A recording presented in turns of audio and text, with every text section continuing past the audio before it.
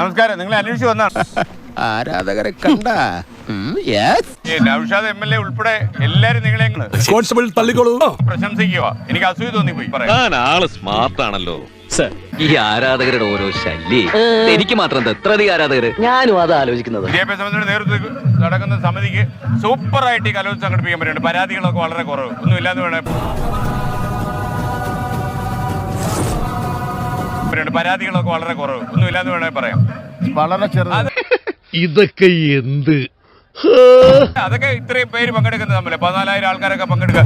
Smart Raghavan നല്ല പേരാ അല്ലേക്കും.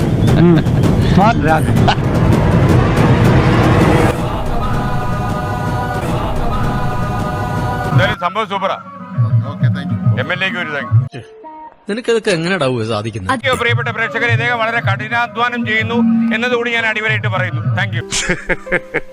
എന്നെ പൊക്കി പറഞ്ഞ് സോപ്പിടാനുള്ള പരിപാടിയാ കള്ളന്മാര്. പ്രിയപ്പെട്ട പ്രേക്ഷകരെ, ഇദ്ദേഹം വളരെ കഠിനാധ്വാനം ചെയ്യുന്നു എന്നതുകൂടി ഞാൻ അടിവരായിട്ട് പറയുന്നു. പക്ഷേ നിങ്ങൾ ഇത്രയും നന്നാക്കുന്നു ഞാൻ വിചാരിച്ചതേ ഇല്ല. സാർ സീരിയസ് ആയിട്ട് പറഞ്ഞാണോ അല്ലെങ്കിൽ നമ്മള് പുതിയതാണോ? എന്ത് തോന്നി കേട്ടിട്ട്? മത്സരത്തിൽ പങ്കെടുക്കുന്നുണ്ടോ?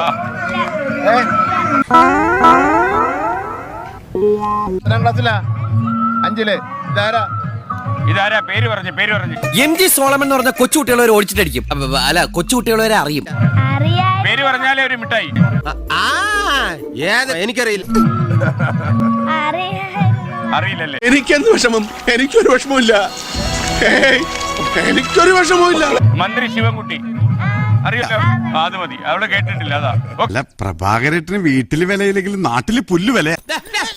ഇങ്ങനെയാണെങ്കിൽ ഞാൻ കളിക്കല്ല, ഞാൻ നേരെ ചിറാപുഞ്ചിയിൽ പോയി മണം വിൽക്കാൻ പോണു. ഞാൻ പോണേണ്. വെറുതെ എന്തിനാണ് ഒരുപാട് എക്സ്പ്രഷൻ ഇട്ട് ചാവണത്? ബെൽ ബട്ടൺ അമർത്താൻ ശ്രദ്ധിക്കണേ. എന്തോ ഞാൻ പറഞ്ഞു. അതിന് തന്നാലും വിളിച്ചില്ല. വിളിച്ചു തന്നെ. എങ്ങനെയാ ഒരു വല്ലം